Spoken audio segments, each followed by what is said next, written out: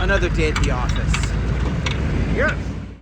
As Gideon's chariots ride forward, we're going through a phase of the fighting where we're going to have full military operational control over the Gaza Strip, dividing the strip into at least 3 different sections, making sure that Gazans will be able to get humanitarian aid, food, medical, everything, and make sure that Hamas won't be able to get that, making sure they can't rearm, can't regroup, and these safe areas will be, near the Murad corridor. We're going to divide it up, okay? And so 5 divisions are working on this right now. Each division is like 10,000 to 15,000 soldiers, encompassing all kinds of combat with all kinds of support behind them and all kinds of mobile transports. It's quite an operation to do a war. Quite an operation. I know a lot of you might not know what goes into it, with helicopters, with removing the wounded.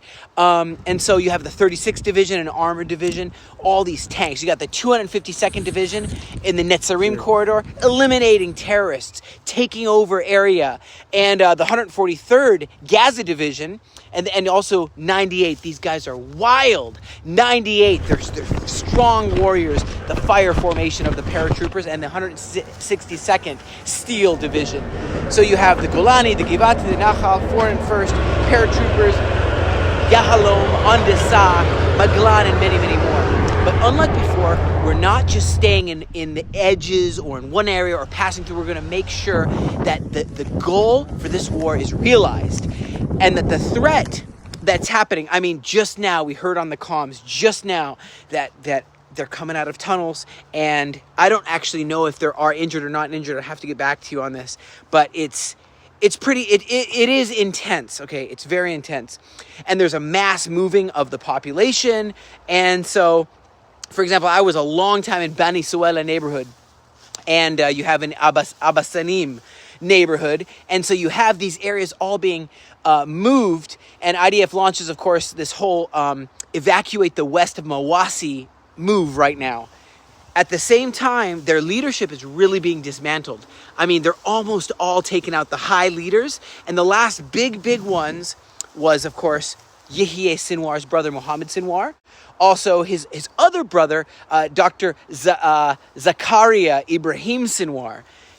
They've been taken out. They were having this big planning thing deep underground, and we got enough information, intelligence to actually take them out. And so every day we're getting closer and closer to that goal where security will be returned. The pressure will cause them to release the hostages. And even now there was you probably heard another high-level leader, Ahmed Sarhan. Ahmed Sarhan was hiding in Khan Yunis, and right near, not too far from where I just was. And what happens is these commandos go in. Some people thought that it was trying to rescue hostages, but we didn't have any intel on exactly where any hostages were. It was just taking this guy out, and all in just a few minutes, they came in these white pickup trucks, and what they ended up doing is entering his home and eliminating him and neutralizing.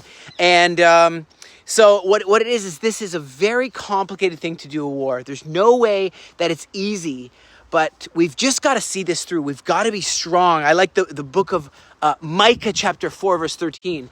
God tells Israel, arise and thresh.